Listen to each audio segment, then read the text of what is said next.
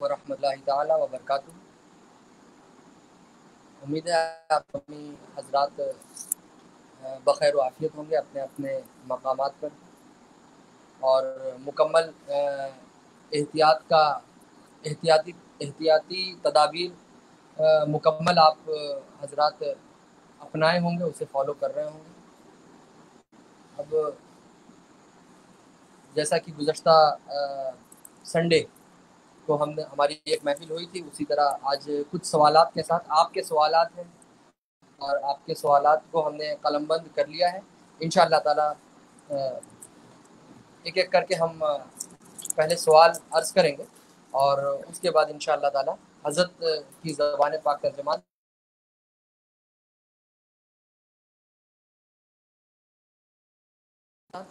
سنجیدگی و متانت کے ساتھ، آپ پریزنٹ آف مائنڈ کے ساتھ پہلے سوالات سماعت کریں، اس کے بعد ان کے جوابات ہم سب حضرت کی زبان سے جو ہمیں عطا کیے جائیں انہیں بھی ہم اپنے دل کی تختی پر نقش کرنے کی کوشش کریں، اور اپنی زندگی میں اسے اتار کر عمل پیرا ہونے کی کوشش کریں۔ آج کی محفل کا پہلا سوال جو آج کے ہماری طرف سے جو پوسٹ ہماری ٹیم نے شائع کی تھی، اس میں بھی انہوں نے اس سوال کا ذکر کیا ہے۔ جمعہ کے تعلق سے یہ سوال ہے کہ ایک ہی مسجد میں جمعہ کی دو الگ الگ جماعت ہو سکتی ہے کیا؟ یہ سوال ہے۔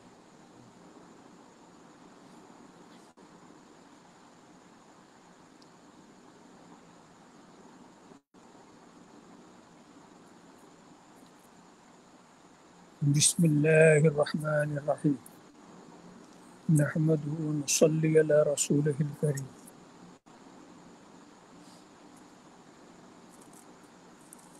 السلام علیکم ورحمۃ اللہ وبرکاتہ۔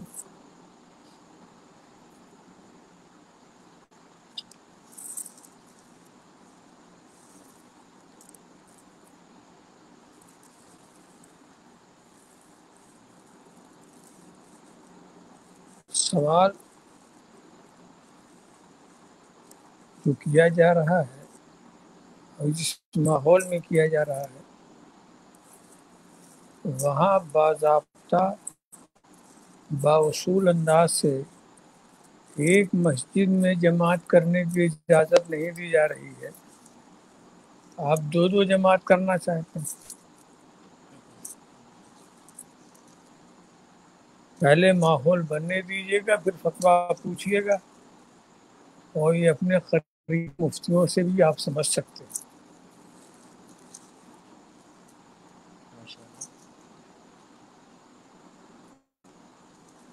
اب یہ اگلا سوال کسی نے چاندی کی انگوٹھی کے تعلق سے کیا ہے کہ چاندی کی انگوٹھی کا وزن شرعی طور پر کتنا ہونا چاہیے؟ کچھ بزرگ بہت بڑی بڑی انگوٹھی پہنتے ہیں، تو کیا اس میں کوئی حرج ہے یا نہیں؟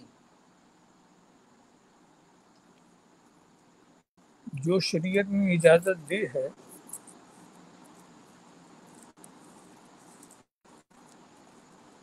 وزن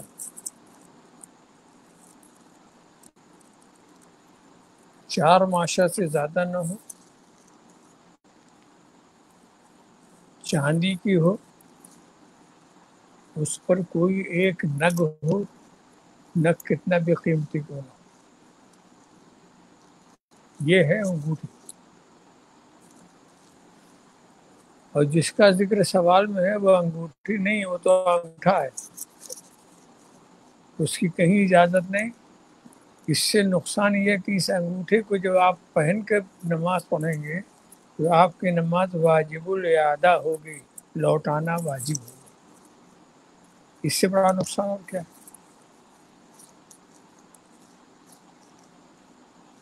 ماشاءاللہ۔ اگلا سوال کسی نے کیا ہے کہ ہمارے آقائے دو جہاں صلی اللہ تعالیٰ علیہ وسلم اول بھی ہیں اور آخر بھی ہیں، تو ہمارے آقا کی نبوت یعنی اعلان نبوت کے پہلے جن انبیاء کرام نے اعلان نبوت کیا، کیا وہ اور ان کے امتی یعنی وہ انبیاء کرام اور ان کے امتی ہمارے آقا کی امت ہو جائیں گے؟ یہ سوال ہے۔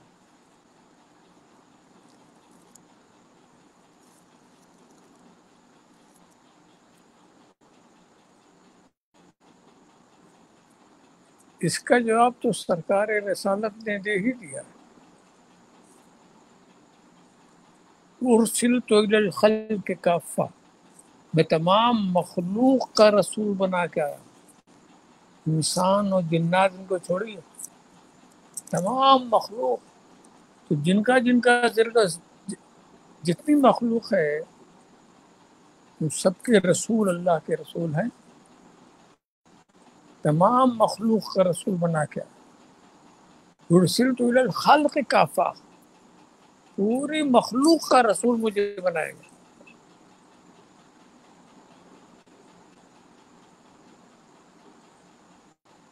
تو یہ بھی کیا نام ہے، جتنے انبیاء گزرے اور ان کی جتنی امتیں گزری،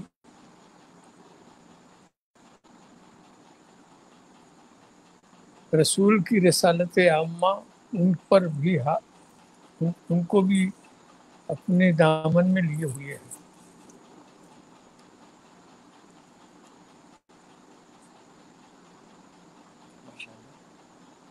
کسی نے سوال کیا ہے کہ کیا کسی غیر مسلم کے مذہبی تہواروں کا بزنس یا کاروبار کر سکتے ہیں؟ مثال کے طور پر دیوالی ہے یا رکشا بندھن ہے یا کرسمس وغیرہ، اس کا کوئی مسلمان کاروبار کر سکتا ہے؟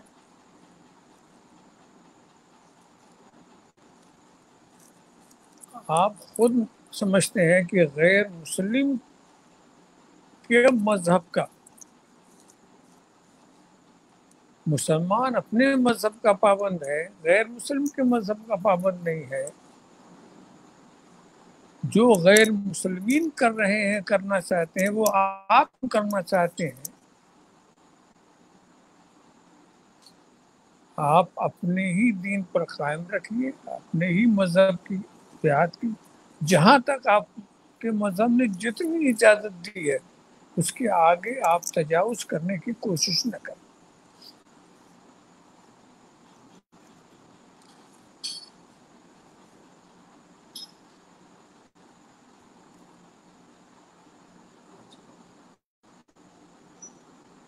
کسی نے سوال کیا ہے کہ گھر گروی پہ لے کر کسی اور کو رینٹ پہ دینا کیسا ہے؟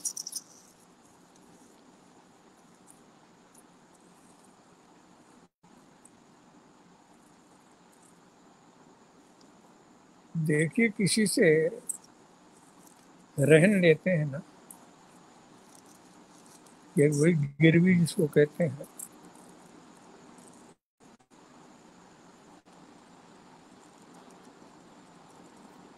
آپ اس سے نفع نہیں حاصل کر سکتے.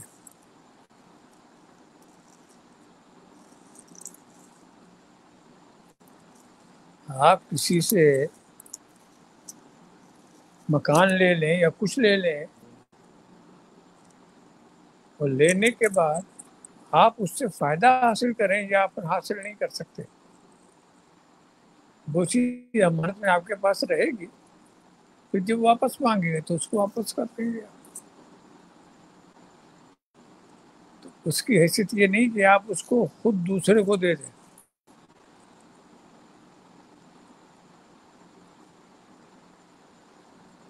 یہ تو گویا جیسے کسی سے کھیت لے لیا آپ نے،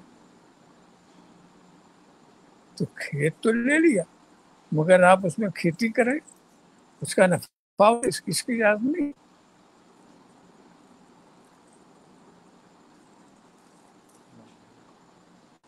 اب یہ کوئی کسی کی پریشانی ہے تو وہ اس پریشانی کا وظیفے کے شکل میں حل چاہتے ہیں، یعنی روزی میں برکت کے لیے اگر کوئی عمل ہو یا وظیفہ ہو تو چاہتے ہیں.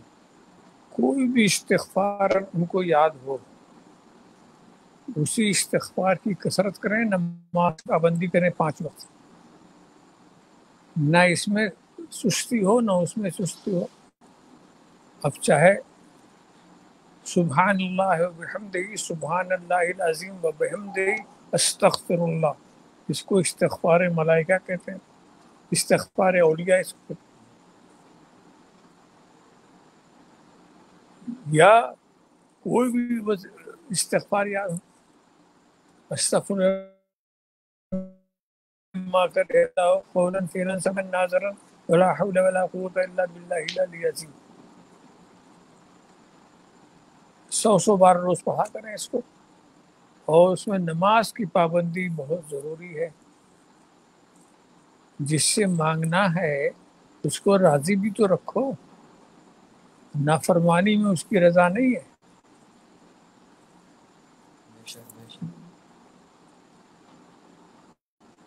اب سوال ہے کہ آقائے دو جہاں صلی اللہ تعالی علیہ وسلم نے شب قدر کی نشانیاں کیا بتائی ہیں، حالانکہ پیارے آقا بذات خود پرٹیکولر دن بتا سکتے تھے، تو اس کا انوکھا راز کیا ہے؟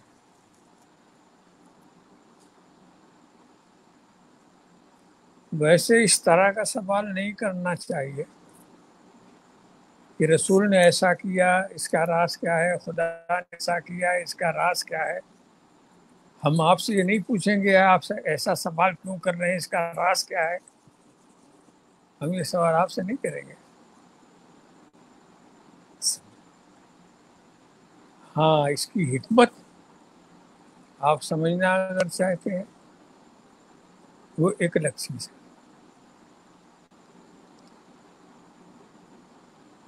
دیکھیے شب قدر کے بارے میں رسول کو پوری خبر دی گئی، ٹھیک، اور سرکار صحابہ کے بیچ میں بھی اس کا ذکر فرمانے کا ارادہ کر لیا. یہاں آئے تو 2 آدمیوں میں جھگڑے چل رہے تھے، کچھ بحث مباحثہ ہو رہا تھا. تو وقت جو ہے سرکار کے ذہن سے نکل گیا. وہ تصفیہ وغیرہ میں وہ سارا وقت نکل گیا.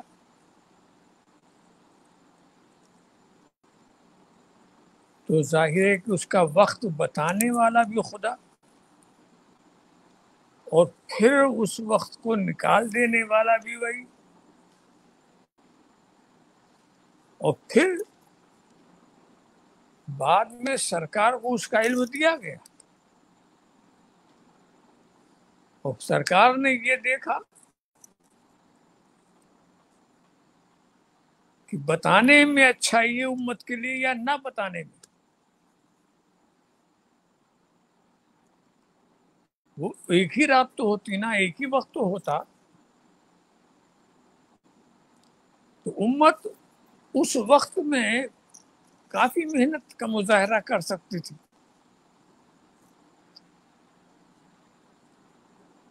مگر مردی رسالت یہ کہ اس کے وقت کو راز میں رکھا جائے. تو جتنی روایتیں ملتی ہیں وہ خود جانتے تھے مگر بتایا نہیں. اور نہ بتانے سے پتہ یہ چلتا ہے کہ اس کے وقت کا بتانا فریضہ نبوت میں نہیں تھا. اگر نبی کے لیے اس کا بتانا فرض ہوتا تو نبی ضرور بتاتا، ورنہ دین کی تکمیل ہی نہیں ہوتی. بتانا یہ مرضی کی بات تھی، چاہے بتائیں چاہے نہ بتائیں. مگر بتانے میں یہ ہے کہ ایک ہی تاریخ میں الجھ کے سب رہ جاتے ہیں. نہ بتانے میں یہ ہے کہ اب اس کی تلاش کر رہے ہیں ہر تاریخوں میں اس کی تلاش ہو رہی ہے، رات بھر عبادت ہو رہی ہے. تو امت کے لیے مفید یہ چیز تھی کہ اس کو عبادت میں لگا دیا جائے، اس کی تلاش میں لگا دیا جائے. یہ نبی کے لیے اس کا بتانا نہ ضروری تھا نہ، مگر نبی کو علم جب ہوا تب بتا دیتے. کیسے بتا دیتے؟ نبی کو تو پتہ ہی تھا کہ نہ بتانے میں امت کا فائدہ، نہیں بتایا.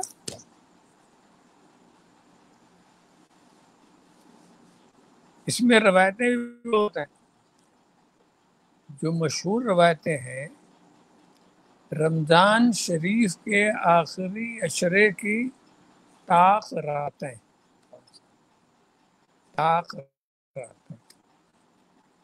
آخری عشرے کی 21، 23، 25، 27.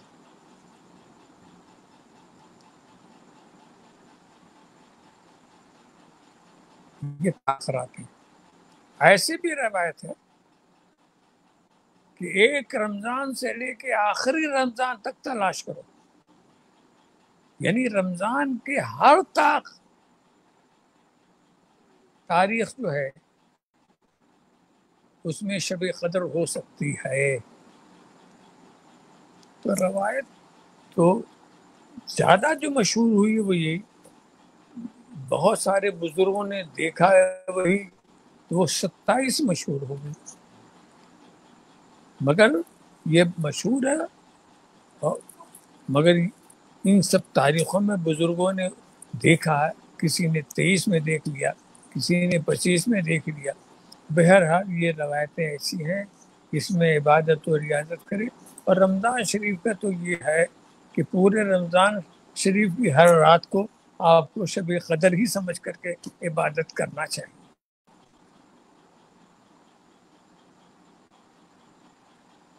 مگر وہی نہ بتانے کی بات، اس میں مصلحت یہ تھی کہ اس میں امت کا فائدہ زیادہ تھا۔ اگر صرف 27 رمضان کے آخری تاخوں کا آپ لحاظ کریں گے تو بہت آپ اجر اپنے اندر لے سکتے ہیں، سما سکتے ہیں، اور تو وہ تو اچھا وہی تھا جو کیا سرکار نے۔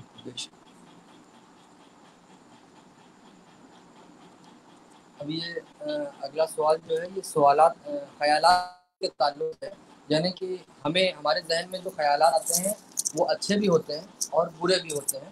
تو کسی نے سوال کیا ہے کہ اگر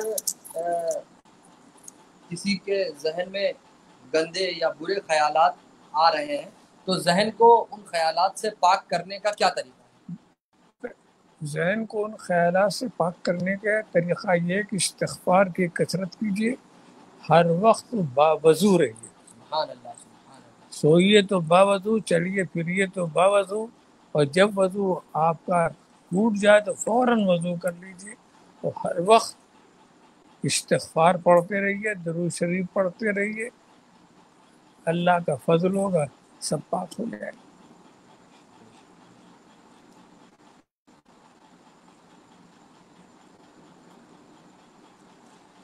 کسی نے قرض کے تعلق سے پوچھا ہے کہ قرض سے نجات کے لیے کوئی وظیفہ عطا فرمائے۔ وہی قرض سے نجات کے لیے بھی یہ استغفار، توبہ استغفار، زیادہ سے زیادہ۔ ہاں زیادہ سے زیادہ۔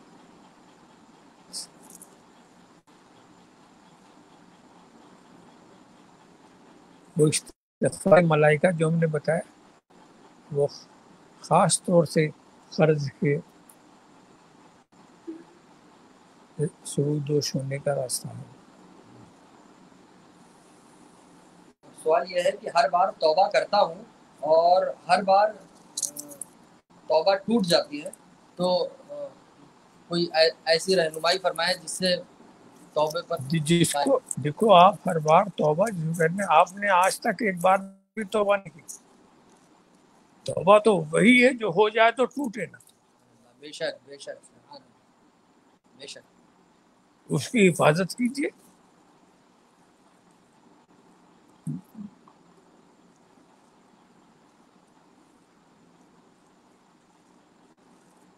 یہ جو استغفر اللہ استغفر اللہ استغفر اللہ، توبہ ہو گئی۔ توبہ وہی ہوتی ہے جو دل سے ہوتی ہے، اس ارادے سے ہوتی ہے کہ جس چیز سے ہم توبہ کر رہے ہیں اس کے قریب نہیں جائیں گے، تو ایسی توبہ نہیں ٹوٹا کرتی۔ اور ایسا شخص جو پابند صلاۃ بھی ہو، نماز کا پابند ہو، استغفار کثرت سے کر رہا ہو، تو اس کی حفاظت ہوتی ہے، رب تبارک و تعالیٰ اس کی توبہ کی حفاظت فرماتا ہے۔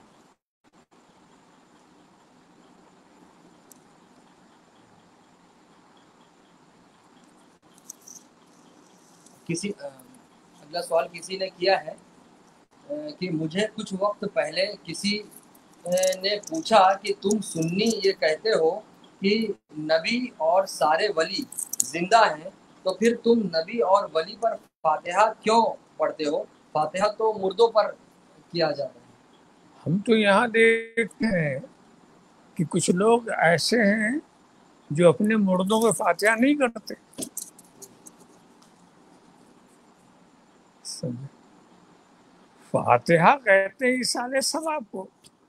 ایصال ثواب کے لیے مردہ زندے کی شرط نہیں ہے. ایصال ثواب، ثواب کس کو نہیں چاہیے؟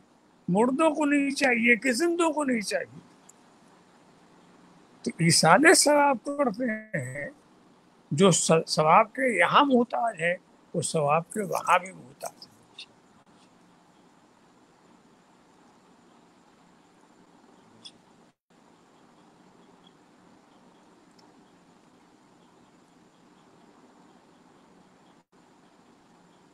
یہ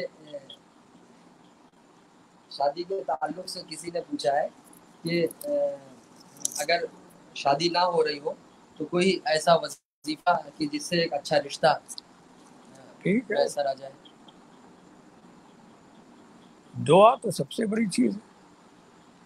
دعا کریں اور ایک چھوٹا سا عمل جو ہے جو ہر مقصد کے لیے، شادی بھی ایک مقصد ہی ہے، نیک مقصد ہے. جمعہ کے دن جہاں عصر کی نماز آپ پڑھیے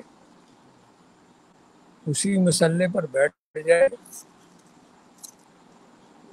جمعہ کے دن ایک وقت کی بات ہے، عصر کی نماز جہاں پڑھیے اسی مسلح پر بیٹھ جائیے اور یا اللہ ہو یا رحمان ہو یا رحیم، یا اللہ ہو یا رحمان ہو یا رحیم، اسی کی رٹ لگا لیجیے.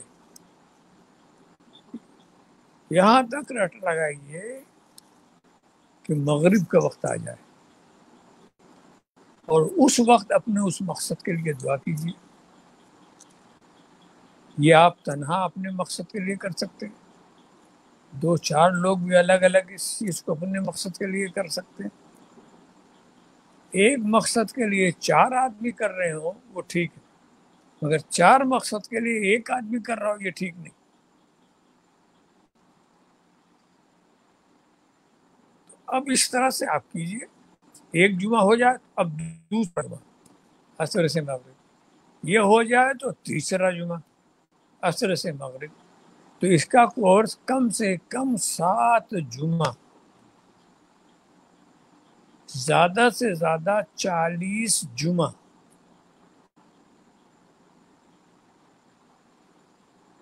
مگر کیا نام ہے، یہ آپ کریں گے رب تبارک و تعالیٰ آپ کی بات سنے گا، وہ پوری کر دے گا انشاءاللہ.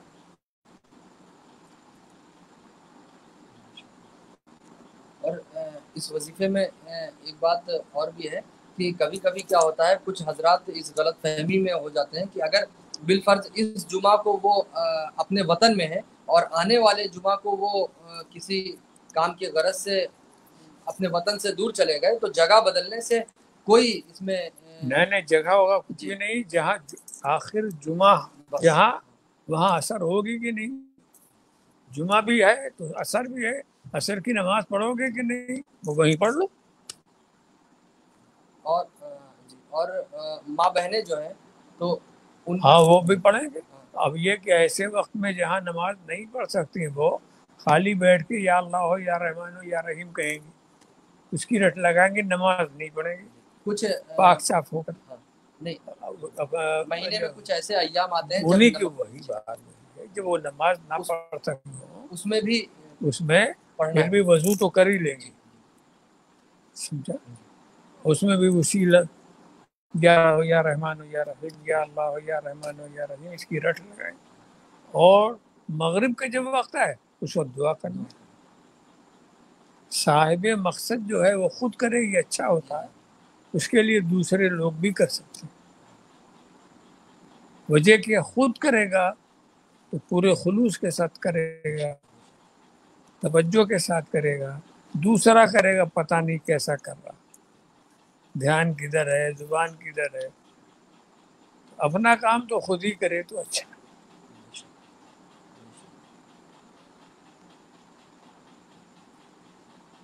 یہ آج کی اس محفل کا آخری سوال ہے اگر کسی مسجد کے تعلق سے یہ سوال ہے کہ اگر کسی مسجد کی آمدنی کافی ہو تو ان پیسوں کا کن کن چیزوں میں استعمال کیا جا سکتا ہے؟ مثلا اہل سنت کی کسی دوسری مسجد کی تعمیر میں اس مسجد کی رقم لگائی جا سکتی ہے؟ اب جواب سنو بس سب کا جواب ہو جائے گا۔ اس مسجد کی رقم صرف اسی مسجد میں لگائی جائے گی، اس مسجد کی رقم کہیں نہیں لگائی جا سکتی، اسی مسجد میں لگائی جائے گی جس مسجد کی رقم ہے۔ مسجد کو اور اچھا بنا دو، مسجد کو اور سجا دو، مسجد کو اور خوبصورت کر دو، جو کچھ خرچ کرو اسی مسجد میں کرو، دوسری مسجد میں اس ایک مسجد کی رقم دوسری مسجد میں نہیں رکھ سکتی۔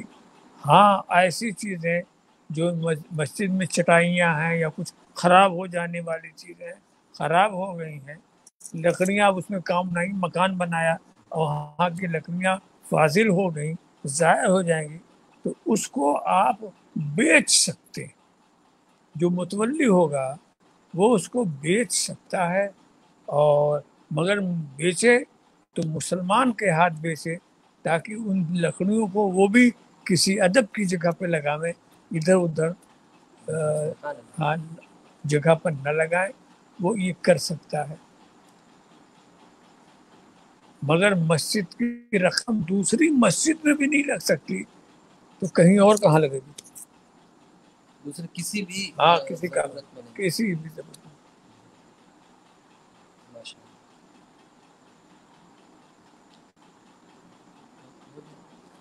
اللهم صل على سيدنا مولانا محمد وعلى سيدنا مولانا محمد اللهم إنا نعوذ بفضلك القدير وتولك العظيم ولطفك العظيم اللهم اطفئنا البلاء والمرض والفرجك المقربين من الأنبياء والمرسلين والشهداء والصالحين والتابعين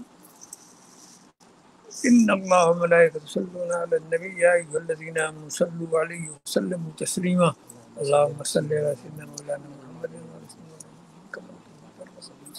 سبحان ربك رب العزة عما يصفون وسلام على المرسلين والحمد لله۔ انشاءاللہ تعالیٰ اگلے سنڈے کو دوبارہ ہم لوگ وقت متعینہ پر آپ کے درمیان ہوں گے، تب تک کے لیے آپ خیر و عافیت سے رہیں۔ السلام علیکم ورحمۃ اللہ تعالیٰ وبرکاتہ۔